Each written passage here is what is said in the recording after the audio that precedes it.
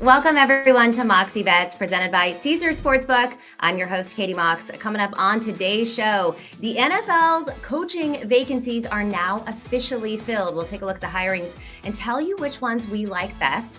Plus, with the NBA All-Star Game around the corner, we're going to revisit some NBA futures. There was a lot of shakeups at the trade deadline, a lot of odds shifts. So we're going to go ahead and give you some picks there. And you know it, you've got some Mox Locks coming your way. But first, we welcome in our friend, Danny Brasco. Danny, we haven't seen you since the Super Bowl. How are you recovering from Arizona? I'm still a little bit tired here. How you doing? I'm wiped. Yeah, I've been tired since I got back. I literally haven't not picked up my energy yet. Been chugging coffee, but lots more to bet on. I mean, here we are in the second half of the NBA season. March Madness is coming up. Coaching changes in the NFL. I mean, lots to get into. I'm back. Let's do it. Football season's over, but so much more to look forward to. But I am a little bit sad. I know. I'm a little bit sad too. And I just want to also, obviously we're sponsored by Caesar Sportsbook. So want to show them some love here. Talk to us again. Like, how was the truck? Like, how many people came through? How many people did you sign up for bets? Like, let's just show some love for Caesars. Oh, it was awesome. And I got all the love in the world for Caesars for bringing me out there because I had such a great time. The truck was buzzing every day. They had a ton of great athletes come by. I got to meet David Tyree, personal hero of mine, the helmet catch, best Super Bowl moment in history. And all sorts of fantastic athletes. Darren Woodson, Jamal Charles, Randall Cunningham. So there was always people coming by meeting their favorite pro athlete. And of course, I was slanging out bets and angles, and hopefully everyone took my advice on the Chiefs and was able to cash in big. So truck was great, Katie. It was really great. Awesome. And you did well on your Super Bowl bets. I know we were both on the Chiefs there. I was leaning towards the under. I can't remember what your total was, but obviously that did not hit me. That was my one big mistake. I took the Chiefs real heavy. I took the under pretty heavy too. So I'm really glad the Chiefs came through for me in the end, but that under got torched. And no matter what angle I could have come up with, doesn't matter who was refereeing that game or the defense, that thing was going over no matter what. So, hey, you live and you learn. Yeah, the first two drives, they scored almost immediately. And I was like, well, RIP to the under. Okay, well, let's get into Mox thought. We'll stay in the NFL for a little bit longer. And let's talk some of these head coaching hires that have happened. The Cardinals hired Eagles defensive coordinator Jonathan Gannon as their new head coach yesterday, becoming Arizona's fourth head coach in 7 years. So it looks like Jeff Saturday is headed back to ESPN. What do you think of this? The move comes after it was announced that the Eagles offensive coordinator, Shane Steichen, will be the head coach of the Colts. The last time that a Super Bowl participant lost both coordinators in the same offseason was the 49ers in 2016, the Atlanta Falcons in 2016. And we had Kyle Shanahan come on over, thank God, to the 49ers, and they ended up firing their defensive coordinator as well. And apparently the last time that a Super Bowl team lost both coordinators to head coaching jobs was also the 49ers when Mike Shanahan, so both Shanahans are a part of this kind of history. But what do you think of this move? And what do you think it means both for the Colts and also for the Eagles having lost both their coordinators? Yeah, well, first of all, the Colts have egg on their face now because Jim Irsay was so outspoken about the experience of Jeff Saturday and that it wasn't just, like the hire felt so random and he was critiqued league-wide for it. There are people on his own staff that were perhaps more deserving. And, it just felt like the owners club kind of picking their best buddy, like, nepotism to an effect. And it turns out that, after one exciting win in his debut, Saturday isn't really all that. And I don't know if that was going to be a future move anyway. So now they bring in someone new. We'll see how that fares. In terms of the Eagles, that defense was like really, really so highly thought of all season long and vaunted. Yeah. And all of a sudden, Katie, I don't want to let one game just totally change my opinion after we've watched 19 of them. Yeah. But like after Deebo Samuel was like their secondary is trash. And then I watched maybe only the three good quarterbacks that they faced this year in Rodgers, Dak Prescott, and Patrick Mahomes totally diced them up. Like I'm wondering how much credit I want to give to Gannon. That's my roundabout point. So, hey, nobody wanted Cliff Kingsbury in Arizona. I'm sure Cardinals fans are thrilled, but word's out on Gannon. I don't really know what to think of him, and I'll be watching him closely next season. I think I agree with you to a certain extent. And I'll say, like, hand up here, I'm obviously a 49ers fan, but I don't really love all of the talking that the 49ers did after, like, Deebo really went hard on a couple things. George Kittle said a couple things.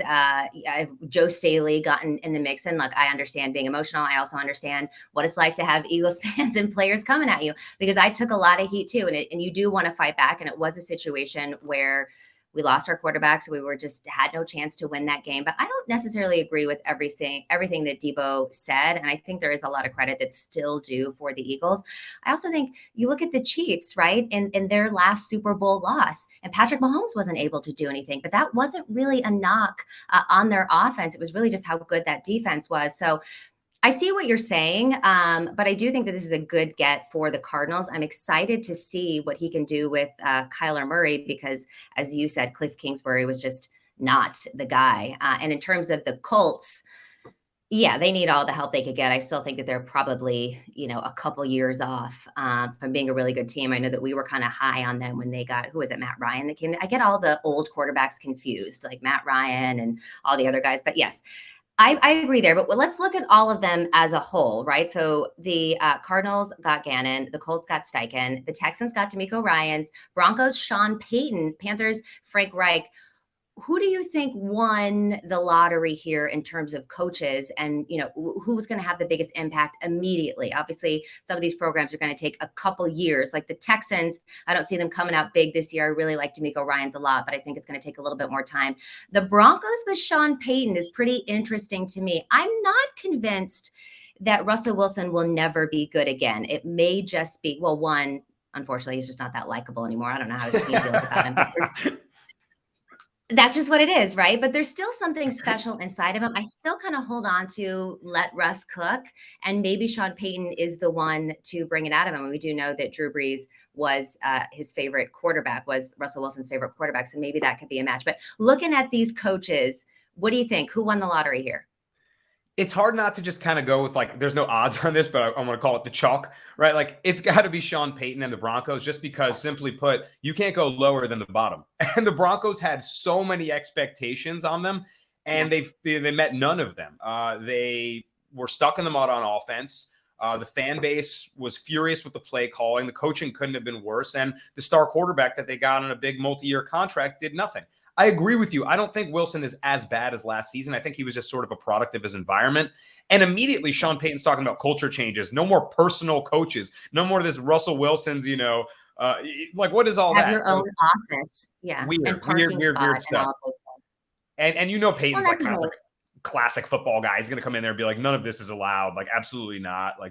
So I think he'll come in there and clean it up a little bit. I like Payton in Denver for sure.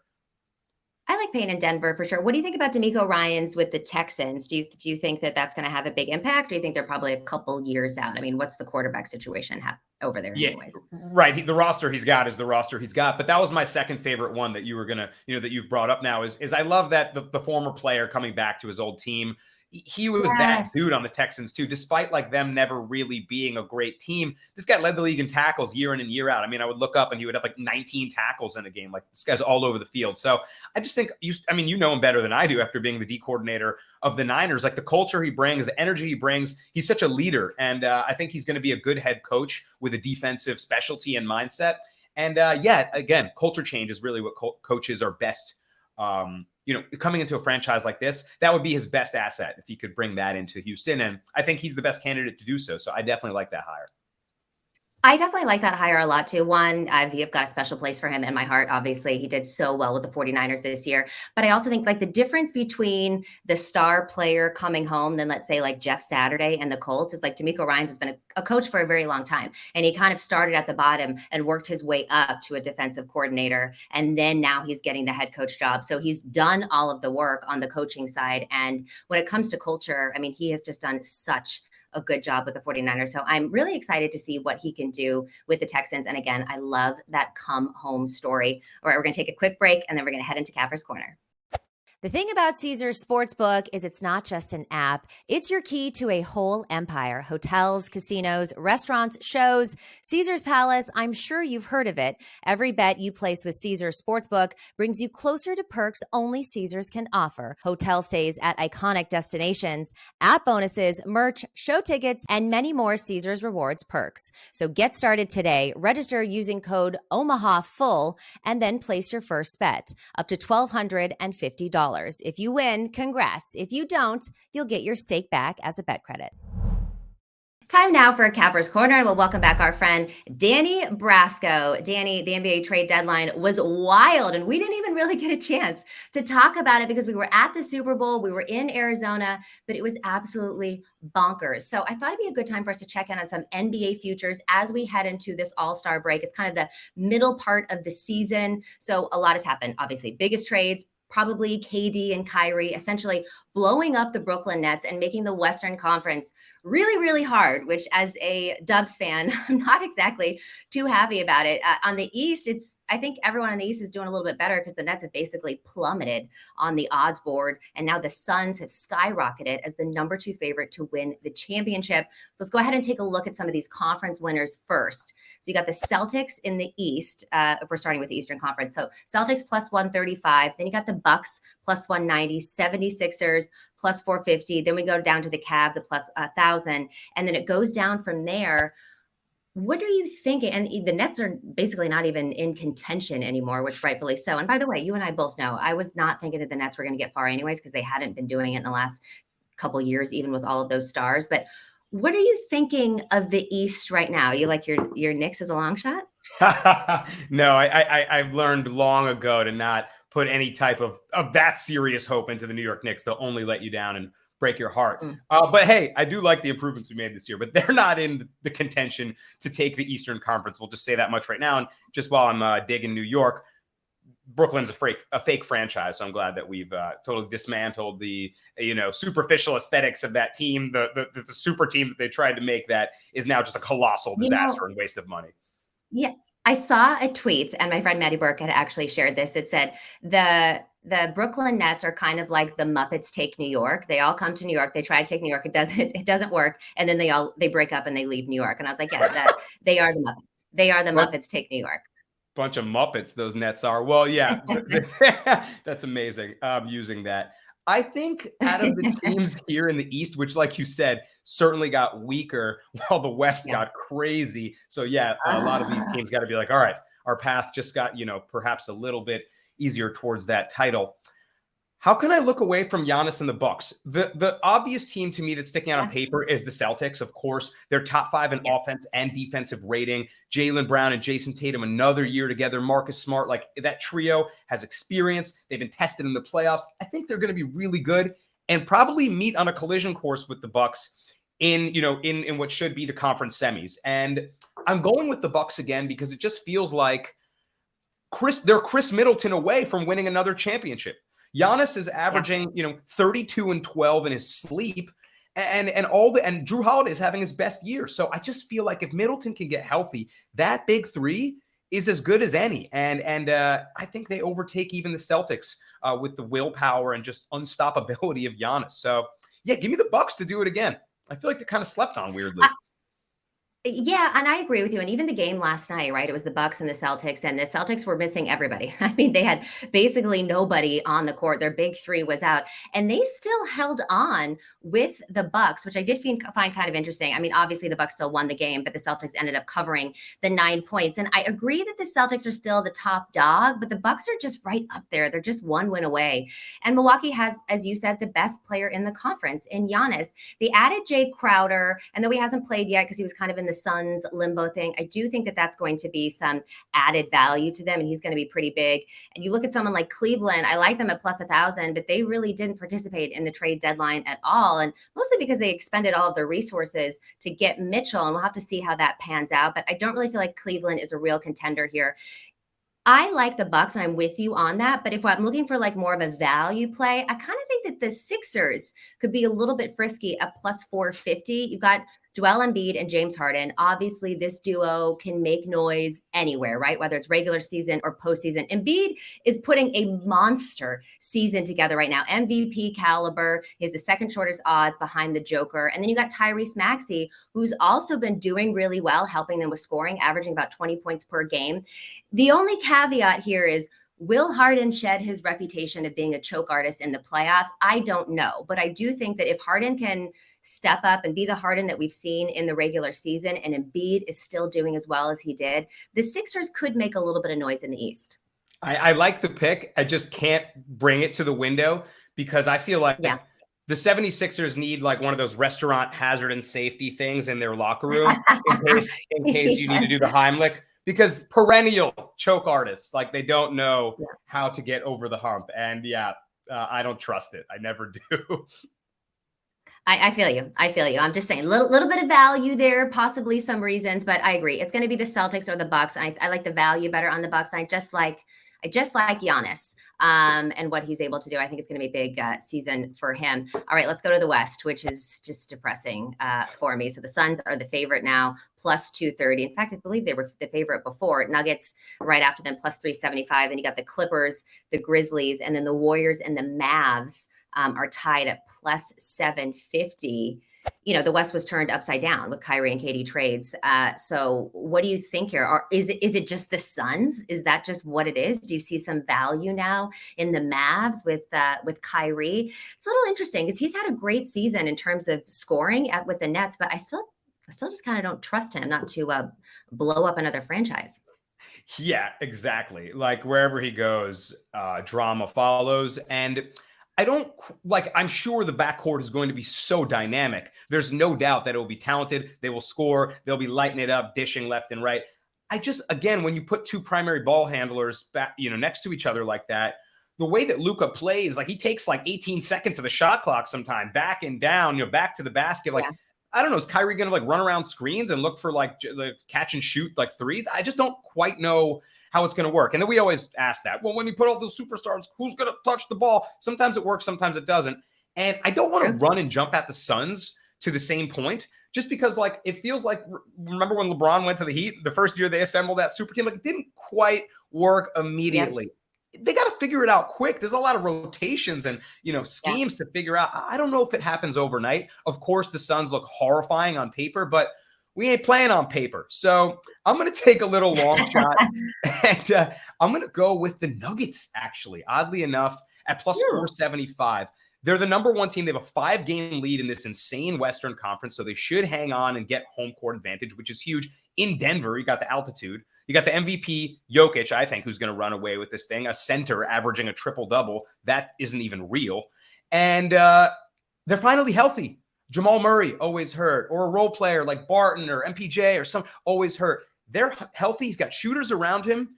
Maybe they're being slept on because, again, they're always a kind of early exit in the playoffs too. They're considered maybe more of a regular season team. So maybe we're sleeping on the Nuggets a little bit. They're the 1 seed and not even close to the top of the odds. So I'll take a chance on them, hoping that they're maybe being undervalued. But it's a tough West out there. It's a tough West. And look, I'm a Warriors fan, and I have to say, you can never count the Warriors out right now. They're in the play-in tournament. And to me, Steph Curry's out right now, and we just acquired Gary Payton II back, and to see him come back is going to be good. And the role players have started to step up a little bit. And Klay Thompson, we've seen some greatness from Klay Thompson, and he just had his first back-to-back last night since 2019. So he's starting to get healthier. And so I think the Warriors in the playoffs is not a team that anybody wants to see, right? Because they have all of the experience, they have all of the depth, and they're always going to have a shot to make a long run, but I'm not necessarily taking them yet. And I look at someone like the Suns, it's chalky. And like you said, on paper, it makes a lot of sense. And I'm sorry, Booker, KD, CP3, like my goodness, but we don't know what their chemistry is going to be. And like you said, we saw it happen in Miami, or we saw it happen with the Lakers when the Lakers had all the oldies but the goodies assembled, like some kind of super team. And then it was an absolute disaster last year. So it depends on what that chemistry is going to look at. Like, I also think that the Suns' depth may be a bit of an issue because they had to give up some key pieces, Mikal Bridges, Cameron Johnson, all to get Durant. So we'll have to see what that looks like. If we're going frisky here, though, Danny, right? If we're taking like a crazy long shot, the Lakers. Okay, hear me out. At plus 2,000. Now, look, this is a long shot. Okay, so it's not like I'm putting my whole hopes and dreams into this one, but they let off some of the dead weight, right? No more Russell Westbrook. Okay, or Brick Book, as we like to call him. No more Pat Bev, which that was kind of hilarious to me because he was talking a lot of trash, and then he got moved to the Magic. They got D'Angelo Russell now. They got Jared Vanderbilt. They got Malik Beasley, Mo Bamba, all in the process. Which means to me, they've significantly improved on both ends of the floor. And like Beasley, he's a legitimate 3-point shooter now that they have. And you got AD and LeBron. If they can stay healthy with this added depth, At plus 2,000, like I feel like it's a frisky bet, but for a long shot, I kind of like it. If they can, I feel like they can make a push after the All-Star break, and if they start clicking and everybody's healthy, if they get into the playoffs, they could be a frisky team.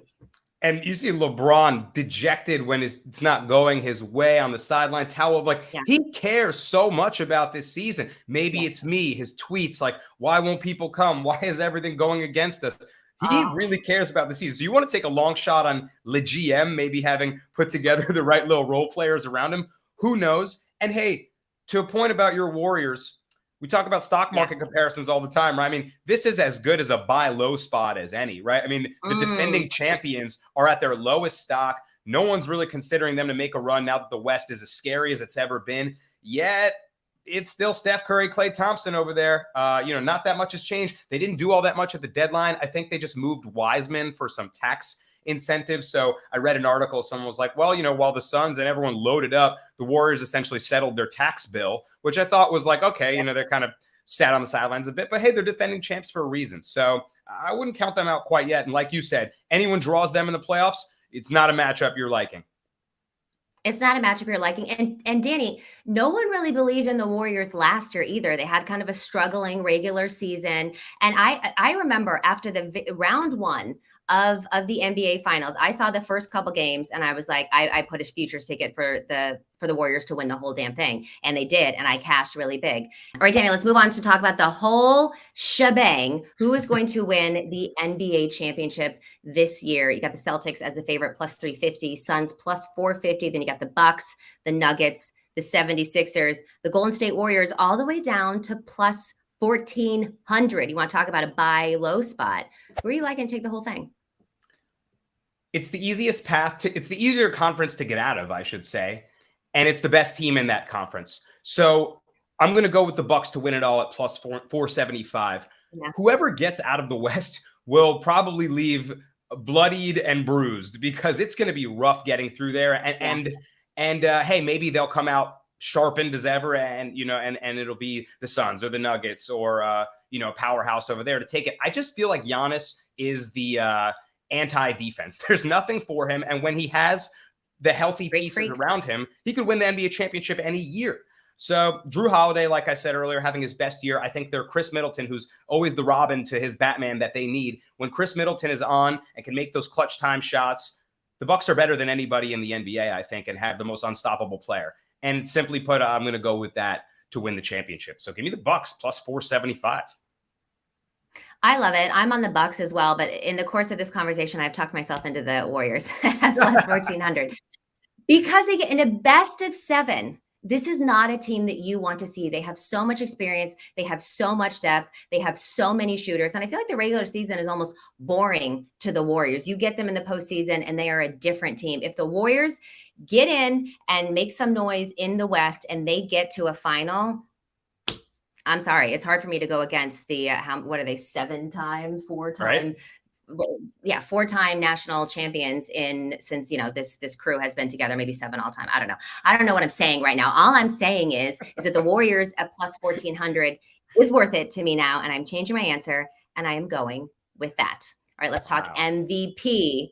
You got the Joker as the favorite yet again, minus 175. You got Embiid plus 250. You got your guy Giannis plus 750. And Luka, who I was really high on in the beginning of the season, or preseason rather, I took him as MVP. He has dropped all the way down to plus 1,000.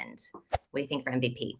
Yeah, I was with you on Luka early on. I tuned into a Knicks-Mavs game that I got interested in betting on, and it was the game that he had like a 50-point triple-double and did everything under the sun to win that game on his own. I was like, holy crap, stop the season now. Just give him this award because it's one of the best regular season performances I've ever seen in my life. I was floored.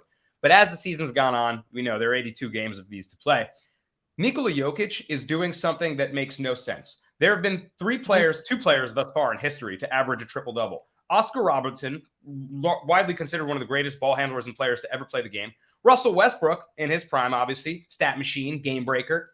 And now a 7-foot center, Nikola Jokic, who's averaging over 10 assists.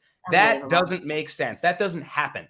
And he does it effortlessly. And his team is the best in the best conference with a 5-game lead going into the 1 seed, likely to lock it up going into the playoffs. So, it's chalky at -175. I'm not a rocket scientist for picking this, but how do we look away from Nikola Jokic, who will very likely average a triple-double as a center? I mean, period after that, right?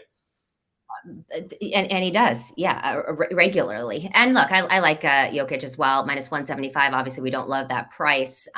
So I'm looking more at Joel Embiid. And look, I said that the Sixers were kind of a frisky pick and a possibility of going far in the East. So if I think that can happen, then I'm going to go with Joel Embiid at +250. He has also finished second in the MVP voting in each of the last 2 seasons. Like, at some point, you got to hope that he's going to break through here. Over the last 11 games, he has averaged 33.5 points, 11.2 rebounds, 3.4 assists, and 2.7 stops. So he's just barely surpassing Luka for the league's leading scorer, 33.4 points per game. And he's had 5 games over 40 this season, 1 game over 50. He dropped 53 against the Hornets in December. So slightly better value. If I think that the Sixers can make a run and Joel Embiid has been having such a great season, he continues to, I'm going to go with Embiid on this one. And again, let's not count out Steph Curry, because I'm always going to somehow bring it back to the Warriors here. The Bay Area. Well, this will be Jokic's 3rd in a row, so I'm rooting for that. I'm rooting for some more history. But behind him, I do like Embiid just for his sheer dominance. He's finished so close, like you said, in the standing. So yeah, if there's a second pick behind him for sprinkling for plus money for much better odds, Embiid is a good second choice to back. I like that. All right, Danny, let's now take a look at some of Caesar's odds boosts for tonight's games. It's not, we're not betting a lot on these, just a little bit of sprinkle. It's always kind of fun. So here are some of that we pulled out for you. You got the All-Star. I don't know why I have such a hard time saying All-Star. The All-Star front court parlay boost, the point guard dual boost, the NBA East parlay boost, and the NBA West parlay boost. What do you like? I like this duel, Knicks Hawks right here. That's the game I'm going to be watching, obviously. So get me involved in this point guard duel boost. Yeah, and Jalen Brunson, all-star snub. Maybe he goes off, has a 30-point game to rub it in their faces. And of course, Trae Young's going to have to match him if he wants to. So that sounds like a fun one. Give me the point guard duel. Okay, first of all, when we get into Capper's Corner, this is the game that I have isolated for us today in the NBA. I love this game to go over as it is. So by the way, guys, this is each of those players, Jalen Brunson and Trae Young, to score over 29.5 points at +500. Now, Brunson averages 30.8 points per game in his last 5 games. Trae averages just about 28 points per game versus the Knicks in his career. He had 27 in the last outing. So he's the one that's got to get over the hump here, but he does play better at home. And I like this over. So +500, I agree with you. I'm on this as well for a little sprinkle. So now let's get into Mox Locks. It can be any sport that is being played today. Danny, what are you taking to the window? All right, really good slate of college games on today. So I'm going to go to college hoops and Big Ten action. Northwestern taking on Indiana. Katie, one of my favorite college basketball betting angles is Big Ten unders. This is where games go to die. They play slow. They play good defense. They know each other well. And this is a really important game. Northwestern has thrived on the back of their defense all year long. They beat Purdue, the #1 team, was able to turn the big man Zach Edey over 6 times. And I think that's big because Indiana loves to play inside with Trace Jackson Davis. If they give him issues and crowd him in the paint, I think this game could stay under in a very slow-paced one. So give me the under in Northwestern Indiana under 134.5. Right, the king of the under likes the Big Ten unders where games go to die. I love that. So I told you earlier, I've isolated this Knicks and Hawks games, and I actually have 2 bets for that. So I'm taking the Knicks plus the 1.5 in the first half. I love my Knicks first half bets. So -110. And I also like the over 233.5, which I hinted to already in the boost. So the Knicks are on a little bit of a surge right now. They've won 2 in a row, averaging 125 points per game in those 2 wins. And they've also cashed the over in both of those games. Hawks coming off a loss to the Hornets. Head-to-head, Atlanta has won 2 of the first 3 games this season, but the Hawks are only 11-19 as an against the spread favorite. And when you look at 3-point underdog or more this season, the Knicks 10-8-1. That's compared to 8-14-1 that the Atlanta Hawks are as 3-point favorites. I like them actually in the full game. The Knicks on the road have been pretty good, 16-12 away from home, but you can't always trust the Knicks for the full game, people, but they are money in the first half. I've been preaching this now for 2 years. Their first half margin average is +2.5 this season, +3 in the last 3 games, and their against the spread record in the first half, 40-18-1, 18-10 on the road. Give me the Knicks plus the 1.5. in the first half. I also like this over. It's connected in 25 of the previous 37 meetings between these two teams. It's also 7-3 in the last 10 games for the Knicks. And it's also 5-1 in the past 6 road games. So loving this over and loving the Knicks in the first half. What's your second bet? Wow, love those trends. And yeah, I was going to say, I feel like the Knicks were great in the first half last year, and you were giving that out a lot. There you have it, 2 years running.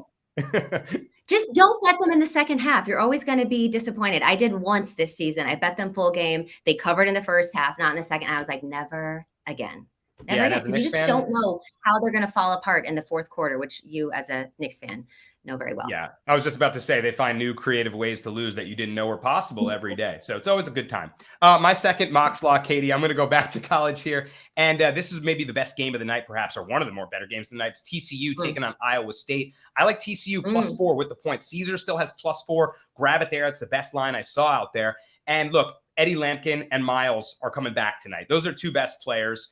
Without them, they've really struggled. But Iowa State, speaking of struggles, I mean, they've really fallen off a cliff as of late, and mostly defensively. I think that their defense was creating a really good offense for them. When they struggle on defense, they struggle on offense. It works in tandem. I've seen a lot of fall off from them as of late. I think Eddie Lampkin and Miles come back tonight and absolutely light it up for TCU. Needs them bad. So big game. Give me the points with TCU +4. Taking the points with TCU. All right, Danny's isolated some college games for us tonight. I, of course, am heavy on the Knicks and the Hawks. Danny, thank you so much. As always, this has been Moxie Bets presented by Caesar Sportsbook. Don't forget to follow us on social at Moxie Bets, and we'll see you next time.